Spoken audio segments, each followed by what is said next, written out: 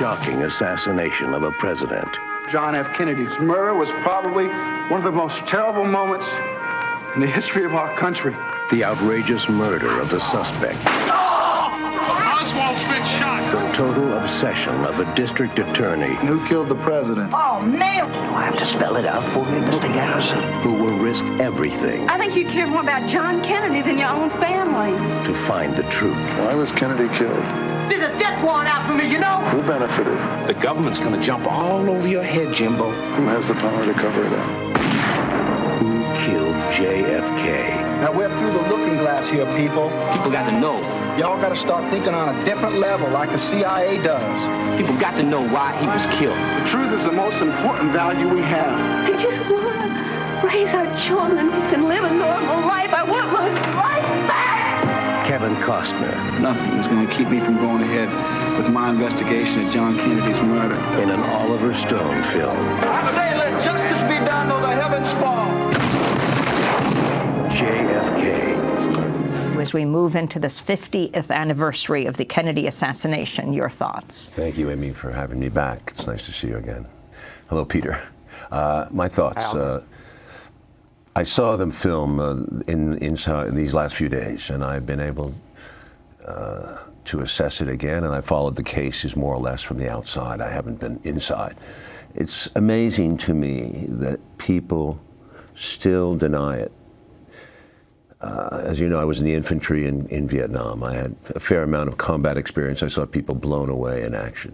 When you look, once again, at the basics of the film, the bullets, the autopsy, the forensics, the shooting path, and stay away from all the other stuff, Oswald's background, at Garrison, etc. Just follow the meat, the evidence, what you see with your own eyes in those 6 seconds. It's an amazing, it's all there. It doesn't need to be elaborated upon. You can see it with your own eyes. You see Kennedy get a hit in the throat, then you see Kennedy get a hit in the back, then you see him essentially get a hit from the front. When he gets the hit from the front, which is the 4th or the 5th or the 6th shot, he goes back into the left.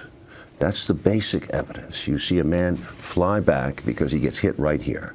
Many witnesses at Parkland and at the autopsy in Bethesda saw a massive exit wound to the rear of his skull, to the right side.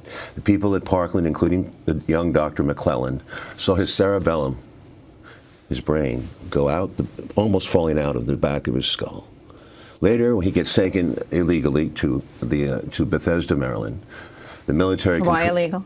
What? You said when he was taken He's illegally. taken immediately. I mean, within an hour or two, but it takes 4 hours to fly there. Plus, the autopsy doesn't go off until later that evening, and it's manipulated. It's the doctors at the autopsy are not in charge of the autopsy. They're naval technicians, surgeons. The military is telling them what to do. And when this whole thing emerges, what we have are weird shots of the back of his head is patched up, basically.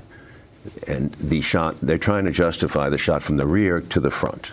So they're saying that the shot from the back came into his back and hit Connolly. They talk about 3 bullets. One missed.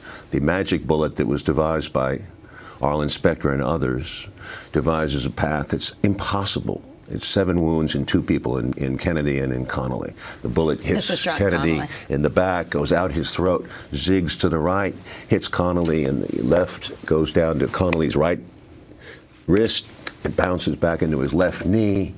It's a farce, and they got away with it because it's a lot of mumbo-jumbo, and they used scientific evidence. But when people are in combat, they see things. They see people, they go with the bullet wound. It's essential. And this was Kennedy. It was shot right before Connolly in the back. Connolly gets shot, and Kennedy gets the headshot. So there's at least 5 shots here. And this is what you have to go in. Look at the Zapruder film over and over again, even if they altered it. And for young people who don't know who Zapruder was, Zapruder was a local man who shot this film that was taken by the CIA and the Secret Service, and it was altered a bit, I think.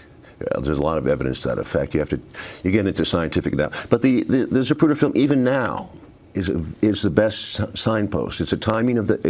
It shows you how do you call it, the time frame of the assassination. And we have a scene in the movie where you see the man trying to do what Oswald did with a bolt-action Mannlicher Carcano rifle from World War II, which is a very bad weapon, Italian weapon, infantryman rifle.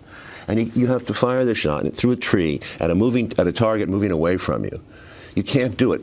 2 teams of FBI experts tried to do it, plus CBS, I believe, and various other organizations have tried to simulate that shooting in less than 6 seconds. It's not possible. So this was a sophisticated ambush. There had to be a shot from the front, that fence, and at least one shooter from the front, at least one.